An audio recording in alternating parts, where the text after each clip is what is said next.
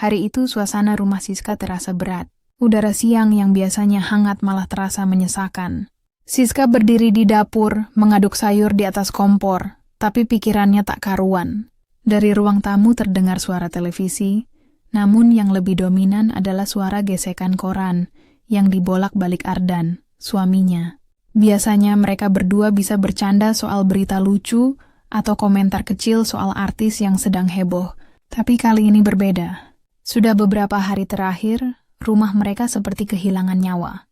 Ardan lebih sering diam, tatapannya penuh pikir.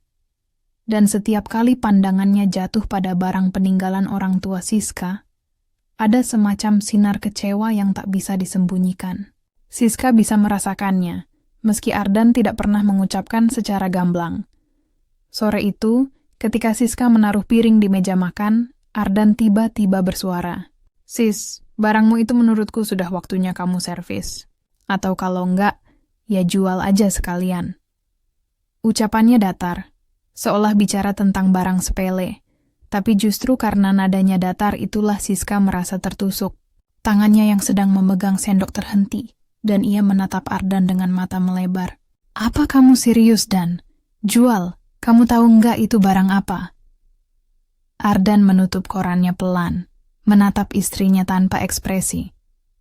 "Aku tahu itu pemberian orang tuamu, tapi bukankah hadiah seharusnya dijaga? Kalau kondisinya sudah begini, apa gunanya?" Hati Siska pun mendidih. Ia menarik napas dalam-dalam agar tidak langsung meledak.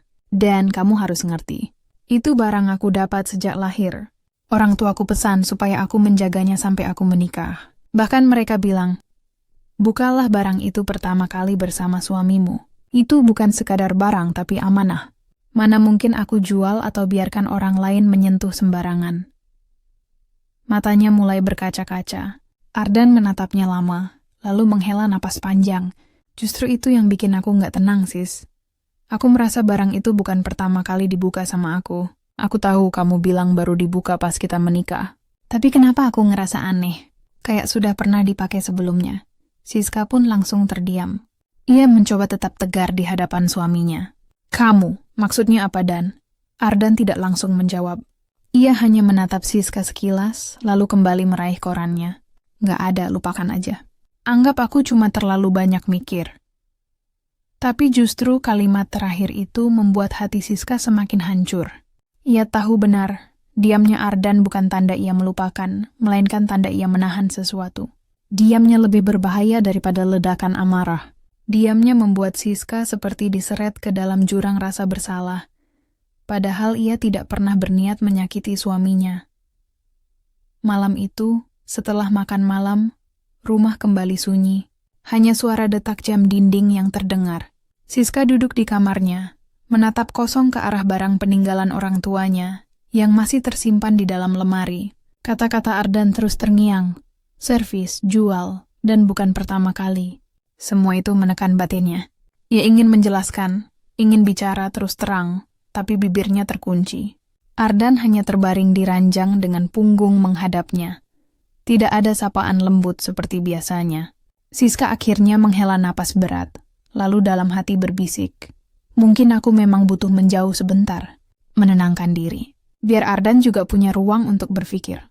Dengan pikiran itu, perlahan-lahan ia mulai merencanakan sesuatu, menghubungi Yuli, sahabat lamanya di pinggiran kota, tempat yang tenang untuk menyusun hati kembali.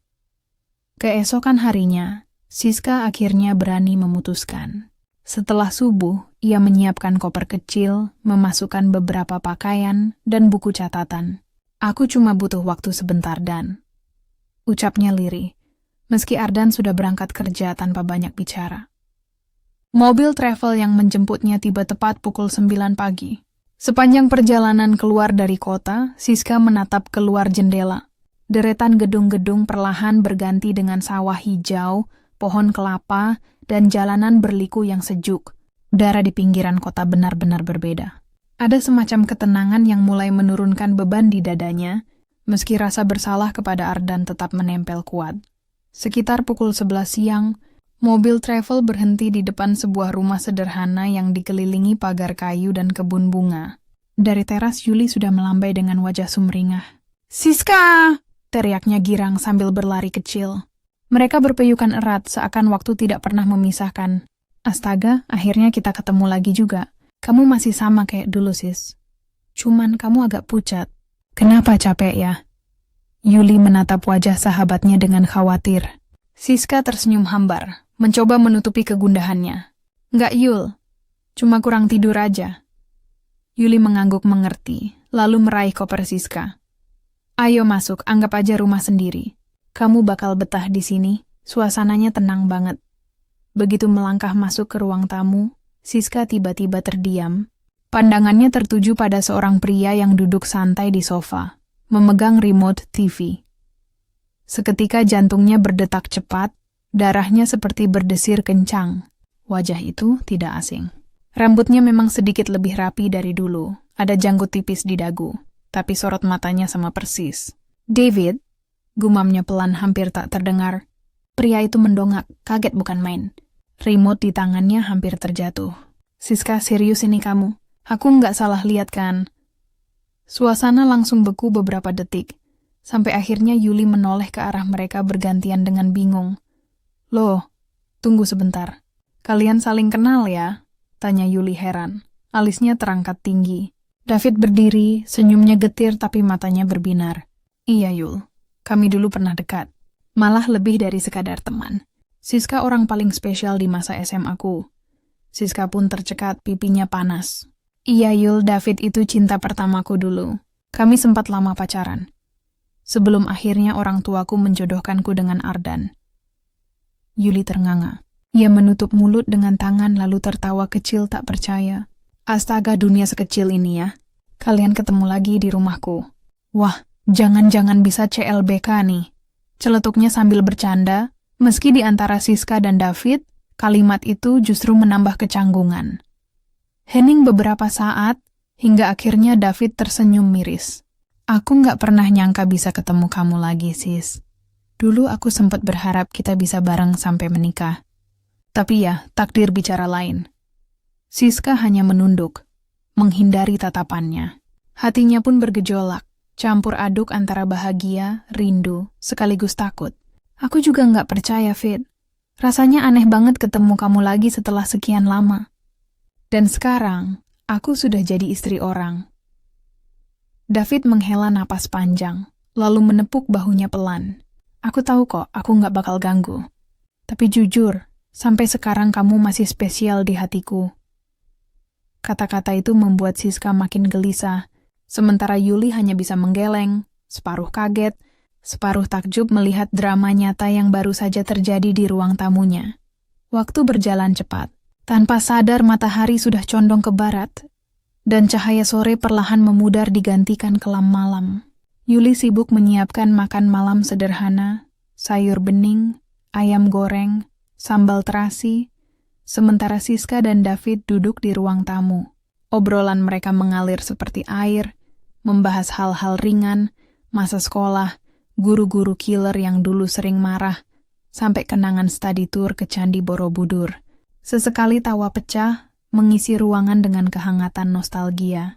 Tapi di balik tawa itu, Siska menyimpan perasaan canggung. Ada getaran aneh di dadanya setiap kali mata David menatapnya terlalu lama.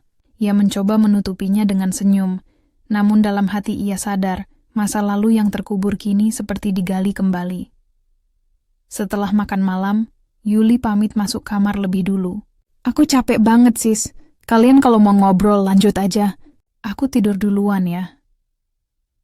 Dengan gaya santai Yuli melangkah ke kamarnya, meninggalkan Siska dan David. Rumah jadi hening, hanya suara jangkrik dan semilir angin malam yang terdengar dari luar. Siska merasa butuh udara, maka ia membawa secangkir teh hangat ke gazebo di belakang rumah Yuli. Gazebo itu sederhana, terbuat dari kayu, dikelilingi pohon mangga dan rambutan. Lampu taman temara menambah kesan syahdu. Duduk di sana, Siska menarik napas panjang. Ia berharap malam itu bisa menenangkan pikirannya yang kusut oleh konflik dengan Ardan. Namun, takdir justru mempertemukannya lagi dengan sosok yang pernah mengisi separuh hidupnya. Tak lama, langkah kaki terdengar mendekat. David muncul dengan secangkir kopi di tangan kanan dan sebatang rokok di tangan kiri. Im menatap Siska sebentar seakan meminta izin. Boleh aku duduk? Siska pun menoleh, sempat ragu, lalu mengangguk pelan. Silakan, Fit. Udara malam di sini enak banget. David duduk di sampingnya, sedikit menjaga jarak, tapi kehadirannya cukup membuat jantung Siska berdebar. Sesaat mereka terdiam, menikmati hening malam. Hanya suara dedaunan yang bergoyang dan aroma kopi yang menyebar. Sis, David membuka percakapan, suaranya rendah. Jujur aja, aku kaget banget bisa ketemu kamu lagi. Dan aku nggak pernah berhenti mikirin kamu. Siska tersentak, matanya membesar. Fit, jangan ngomong gitu. Aku udah nikah, kamu tahu kan? David mengangguk, tersenyum pahit. Aku tahu, tapi hati aku susah bohong, sis. Aku udah coba deket sama orang lain dulu, tapi nggak ada yang bisa gantiin kamu. Kamu itu terlalu berkesan buat aku. Siska menunduk, menggenggam cangkir tehnya erat-erat, berusaha menahan gejolak perasaan. Kamu salah, Fit. Kamu pikir aku bahagia dengar kata-kata itu. Justru aku jadi makin bingung. Ardan itu suamiku. Aku harus jaga perasaannya. Tapi, aku juga nggak bisa bohong. Aku kangen masa-masa kita dulu. David menatapnya penuh rasa bersalah. Aku minta maaf, sis. Aku nggak bermaksud bikin kamu goyah. Cuman aku pengen jujur. Aku masih ingat semua tentang kita. Termasuk waktu pertama kali kamu kasih lihat barang peninggalan orang tuamu itu. Aku yang buka pertama kali kan? Harusnya aku nggak lakukan itu. Kalau sekarang suamimu kecewa, aku bisa ngerti. Siska terdiam, matanya berair. Kata-kata David menusuk hatinya. Ya, Ardan memang benar. Barang itu memang bukan pertama kali dibuka saat mereka menikah. Ada rahasia masa lalu yang selama ini ia pendam rapat-rapat. Fit, aku bingung. Ardan selalu diam, tapi aku tahu dia curiga. Aku takut rumah tanggaku hancur hanya karena masa lalu kita. David meletakkan cangkir kopinya, menatap Siska dalam-dalam. Sis, dengar aku. Kamu harus berani bicara sama Ardan. Jangan biarin diamnya jadi jurang. Kalau kamu terus simpan, kamu yang bakal tersiksa. Aku di sini cuma bisa dukung kamu, nggak lebih. Malam makin larut. Embun tipis mulai turun, membuat udara di sekitar gazebo semakin dingin. Siska merapatkan selendangnya, sementara pikirannya makin bercampur aduk. Kata-kata David terus berputar di kepalanya. Tentang masa lalu, tentang barang peninggalan orang tuanya, tentang kekecewaan Ardan.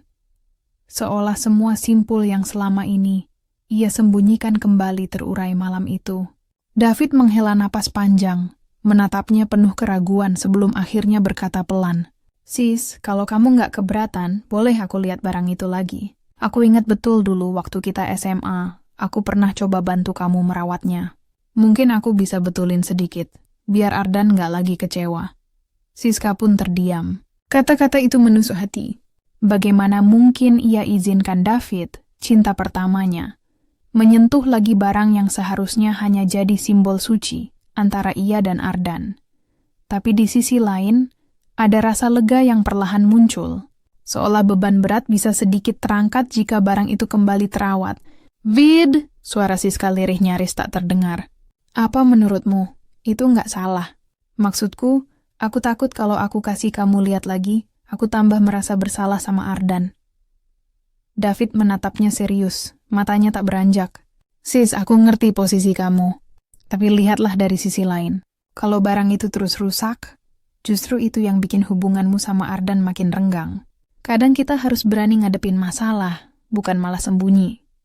Setelah keheningan panjang, Siska akhirnya mengangguk. Baiklah, tapi janji ya, Fit. Jangan terlalu lama. Aku juga penasaran sebenarnya apa yang salah.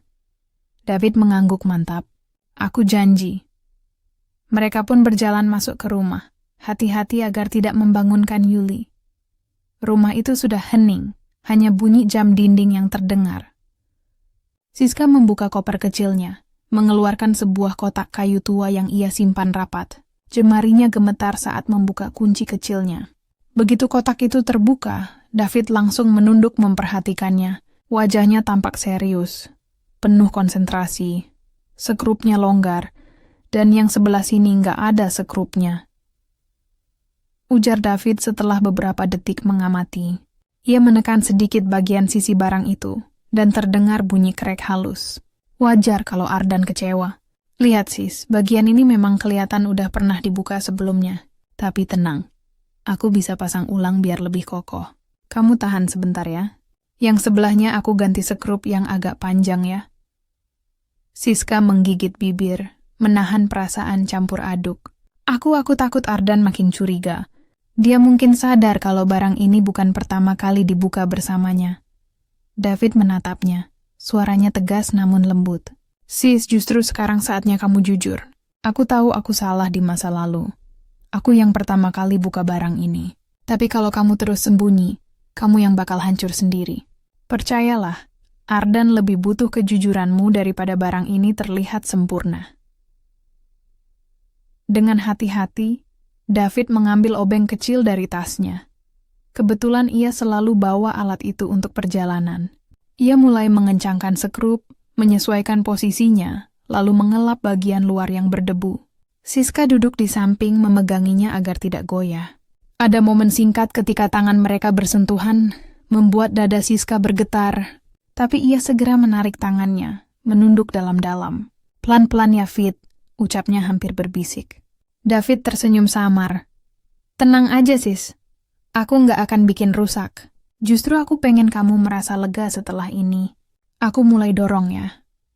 Beberapa menit kemudian, barang itu terlihat jauh lebih baik, lebih kokoh, seakan kembali bernyawa. Siska menghela napas panjang, dadanya terasa lebih ringan. Terima kasih Fit, aku benar-benar terbantu. Tapi sekarang aku sadar, aku harus hadapi Ardan. Aku nggak bisa terus lari. David menatapnya dalam, penuh ketulusan. Itu keputusan terbaik, sis. Kamu kan kuat, aku tahu itu. Keesokan paginya, cahaya matahari menembus tirai tipis kamar, mengusir sisa dingin malam yang masih melekat di udara. Siska bangun lebih awal dari biasanya, matanya sembab akibat terlalu banyak berpikir semalam. Ia duduk di tepi ranjang, menatap keluar jendela yang menghadap halaman kecil rumah penginapan itu. Yuli masih terlelap, tubuh mungilnya meringkuk dengan damai. Di ruang tengah terdengar suara panci beradu pelan. David ternyata sudah bangun lebih dulu, sedang menyiapkan sarapan sederhana. Aroma roti panggang dan telur menyebar ke seluruh ruangan, membawa rasa tenang yang aneh di hati Siska. Sejenak ia membiarkan dirinya hanyut dalam ketenangan itu, meski sadar kebahagiaan kecil ini mungkin hanya sementara. Saat sarapan, Yuli dengan ceria menceritakan mimpinya tentang bermain di taman penuh bunga. David mendengarkannya dengan antusias, bahkan pura-pura takjub seolah sedang mendengar kisah dongeng yang menakjubkan. Siska memperhatikan keduanya dengan tatapan yang sulit ia artikan. Ada bahagia, ada juga getir. Bagaimana tidak? Pemandangan pagi itu begitu mirip dengan yang pernah ia bayangkan dulu. Saat masih muda bersama David, meja makan sederhana, tawa anak kecil, dan suasana hangat yang tak dibuat-buat. Hatinya berdegup cepat, seperti ditarik mundur ke masa lalu.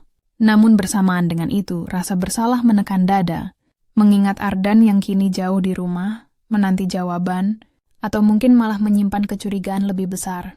Usai sarapan, David mengajak mereka berjalan-jalan ke taman kota. Angin sepoi-sepoi berhembus lembut, membawa aroma segar bunga dan tanah basah. Yuli berlari-lari kecil, tertawa lepas sambil memungut bunga jatuh di tanah. Sesekali ia menghampiri David untuk menunjukkan harta karun kecilnya. David dengan sabar menanggapi, bahkan membantu Yuli membuat mahkota bunga sederhana. Pemandangan itu membuat Siska berkaca-kaca. Betapa alami interaksi mereka, betapa David begitu pandai mengambil hati Yuli. Hatinya bimbang, apakah ini sekadar kebetulan, atau takdir yang sengaja menempatkan mereka dalam kebersamaan yang begitu indah namun penuh jebakan. Di bangku taman, Siska duduk menyandarkan tubuh, mencoba mengusir rasa penat dan beban pikirannya. David duduk di sampingnya, diam sejenak, lalu berbisik, "Sis, kamu kelihatan capek banget. Kalau kamu mau, aku bisa temani kamu dan Yuli lebih lama. Setidaknya sampai kamu siap hadapi Ardan." Kata-kata itu bagai pisau bermata dua. Ada rasa tenang yang menenangkan, tapi juga ancaman yang membuat Siska makin bingung. "Aku nggak tahu, Fit," jawabnya pelan. "Aku takut makin jauh dari Ardan kalau aku terus begini. Tapi aku juga takut kalau harus pulang sekarang. karena aku belum siap jujur. David menatap lurus ke depan, tidak memaksanya. Kamu nggak sendirian, sis. Aku ada di sini. Apapun pilihanmu. Ucapan itu membuat hati Siska makin berat, karena justru kehadiran Davidlah yang menjadi sumber dilema. Sore menjelang, langit mulai berwarna jingga keemasan. Yuli tertidur pulas di pangkuan Siska setelah bermain seharian. David menatap keduanya dengan pandangan penuh kehangatan. Namun bagi Siska, ketenangan itu justru menimbulkan gelombang kegelisahan baru. Fit, suaranya lirih, hampir seperti gumaman. Kalau saja semua ini terjadi bertahun-tahun lalu, mungkin hidupku berbeda. Tapi sekarang aku istri orang. Aku nggak boleh larut. David terdiam lama, lalu menunduk. Suaranya parau saat menjawab. Aku tahu, sis. Aku juga nggak mau jadi alasan kamu hancur. Tapi aku juga nggak bisa bohong. Aku masih peduli sama kamu. Air mata menetes tanpa bisa ditahan, jatuh di pipi Siska. Ia tahu cepat atau lambat. Ia harus kembali ke rumah dan menghadapi Ardan, meski hatinya kini sudah terguncang oleh kenyataan yang sulit ia tolak. Beberapa hari berlalu, dan Siska akhirnya memberanikan diri pulang ke rumah. Perjalanan terasa begitu panjang, meski hanya menempuh jarak beberapa jam. Di sepanjang jalan, pikirannya penuh dengan wajah David, juga tatapan Ardan yang dingin sebelum ia pergi. Sesampainya di depan rumah, ia berhenti sejenak. Napasnya tak beraturan, seolah langkah kakinya berat untuk melangkah masuk. Pintu rumah itu terasa asing, padahal disitulah ia seharusnya menemukan kenyamanan. Dengan tangan sedikit gemetar, ia membuka pintu dan mendapati Ardan sedang duduk di ruang tamu, menatap layar televisi tanpa benar-benar menontonnya. Suasana hening, hanya terdengar suara kipas angin yang berputar. Ardan menoleh sekilas, lalu kembali menatap lurus tanpa menyapa. Tatapan itu menusuk lebih tajam dari 1000 kata. Siska berusaha tersenyum, meletakkan tasnya di sudut ruangan. Aku sudah pulang, Mas.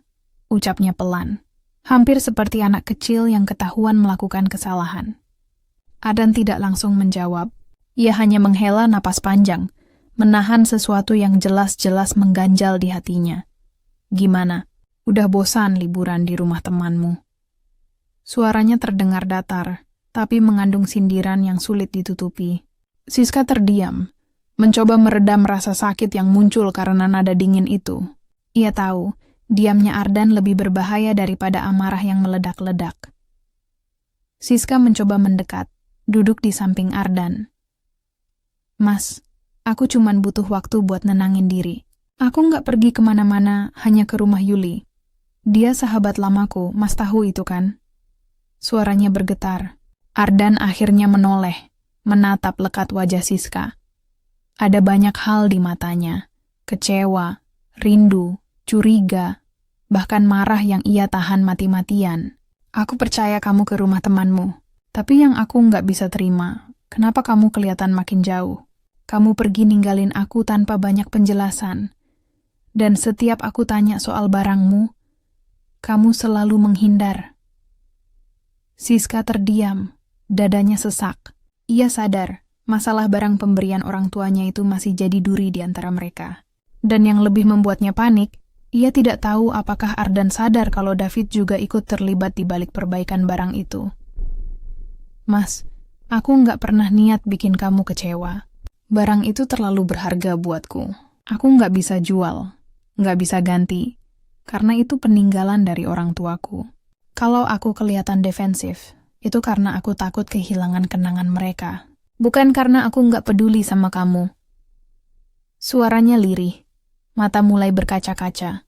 Ardan menghela napas panjang lalu berdiri, berjalan mondar-mandir di ruangan itu. Aku ngerti itu berharga, tapi yang aku nggak ngerti, kenapa rasanya barang itu udah bukan baru lagi. Aku ngerasa kayak kamu sembunyiin sesuatu dariku, sis. Dan itu bikin aku sakit. Siska pun tercekat, jantungnya berdetak tak beraturan. Kata-kata Ardan terasa seperti tuduhan, sekaligus jeritan hati yang terluka. Ia ingin menjelaskan, tapi bagaimana? Haruskah ia menceritakan bahwa barang itu pernah dibuka oleh David di masa lalu, dan bahkan baru saja disentuh lagi beberapa hari lalu? Hening panjang menyelimuti ruangan. Siska hanya menunduk, air matanya jatuh tanpa bisa ditahan. Mas, aku janji. Aku nggak akan pernah tinggalkan kamu. Aku mungkin nggak sempurna, tapi aku masih istrimu, dan aku akan tetap berusaha buat kita. Ardan menghentikan langkahnya, menatapnya sekali lagi. Wajahnya lembut sesaat namun segera kembali kaku. Aku butuh waktu, sis. Aku nggak tahu harus percaya seberapa jauh lagi. Tapi aku nggak mau kehilangan kamu. Ia lalu melangkah ke kamar, meninggalkan Siska sendirian di ruang tamu. Siska terisak pelan, merasakan dadanya seolah terhimpit. Ia sadar, perjalanannya ke rumah Yuli tidak hanya memberinya ketenangan, tapi juga membuka kembali luka lama yang kini menjadi jurang baru dalam rumah tangganya. Malam itu, setelah Ardan masuk kamar, Siska masih duduk di ruang tamu. Lampu temaram membuat bayangan tubuhnya jatuh panjang ke lantai. Di tangannya, ia memandangi benda pemberian orang tuanya itu. Barang yang menjadi sumber keributan sekaligus kenangan paling berharga. Jemarinya bergetar saat menyentuh permukaan barang itu. Seakan merasakan kembali setiap momen. Ketika benda tersebut dibuka dulu bersama David. Ia sadar, mungkin disitulah akar semua kebingungan ini. Masa lalu yang seharusnya sudah terkubur, kini kembali muncul dan mengguncang pernikahannya. Dalam hati kecilnya ia bertanya, apakah benar ia masih mencintai David? Atau hanya nostalgia yang menipu dirinya? Esok harinya, suasana rumah masih terasa dingin. Ardan memilih berangkat kerja lebih awal, meninggalkan Siska dengan perasaan campur aduk. Ia duduk lama di teras, menatap jalanan sepi, hingga ponselnya bergetar. Sebuah pesan dari David masuk. Sis, aku cuma mau pastikan kamu baik-baik aja. Jangan pikirin aku, fokuslah sama rumah tanggamu. Tapi kalau kamu butuh teman bicara, aku tetap ada. Siska membaca pesan itu berkali-kali. Matanya berkaca-kaca. Ada kehangatan dalam perhatian David, tapi juga ada jebakan yang bisa merobohkan segalanya. Ia menutup ponselnya cepat-cepat, lalu menarik napas panjang. Aku nggak boleh goyah. Aku harus pilih. Dan pilihanku jelas. Gumamnya pelan seakan sedang meneguhkan hati. Sore itu, Siska memberanikan diri untuk menunggu Ardan pulang. Begitu ia mendengar suara motor suaminya berhenti di depan rumah, jantungnya berdegup kencang. Ardan masuk dengan wajah lelah, namun tetap mencoba menyapa. Kamu belum tidur? Tanyanya dengan singkat. Siska berdiri, menghampiri dengan tatapan penuh tekad. Mas, aku tahu belakangan ini aku bikin kamu kecewa. Aku nggak mau lagi ada rahasia di antara kita. Barang itu memang dulu pernah aku buka bersama orang yang pernah ada di hidupku. Aku minta maaf, karena aku tahu itu melukai harga dirimu. Tapi aku janji, mulai sekarang aku ingin hanya ada kita berdua. Aku nggak mau masa lalu terus menghantui kita. Suasana seketika hening, hanya terdengar detik jam di dinding. Ardan menatap istrinya lama sekali. Wajahnya tegang, matanya berkaca-kaca, antara marah dan lega. Sis, aku cuma pengen kamu jujur. Aku nggak peduli sebesar apa masa lalu itu. Yang penting kamu pilih siapa sekarang. Aku ini suamimu. Kalau kamu masih lihat ke belakang, aku takut kita nggak akan pernah bisa bahagia. Kata-kata itu membuat Siska menitikkan air mata deras. Ia mengangguk lalu menggenggam tangan Ardan erat-erat. Aku pilih kamu, Mas. Aku mungkin sempat goyah, tapi aku sadar yang aku butuhkan bukan orang dari masa lalu. Yang aku butuhkan adalah kamu, orang yang bersedia menanggung susah senang bersamaku sekarang. Tangisan mereka pecah bersamaan, sebuah luapan emosi yang lama terpendam. Malam itu, untuk pertama kalinya setelah sekian lama, rumah kecil mereka terasa hangat. Ardan memeluk Siska erat, seolah tak ingin melepaskannya. Meski luka di hati masih ada, setidaknya mereka memilih untuk saling memperbaiki, bukan saling meninggalkan. Siska tahu, bayangan David mungkin sesekali akan datang menghampiri pikirannya. Tapi itu hanya nostalgia, bukan lagi kenyataan. Pesan terakhir dari David tidak ia balas. Ia memilih menutup bab itu selamanya. Di dalam hatinya, ia berjanji akan merawat bukan hanya barang peninggalan orang tuanya, tapi juga cintanya bersama Ardan. Sebab ia sadar, cinta sejati bukan tentang masa lalu yang indah, melainkan tentang keberanian untuk tetap bertahan dan berjuang di masa kini.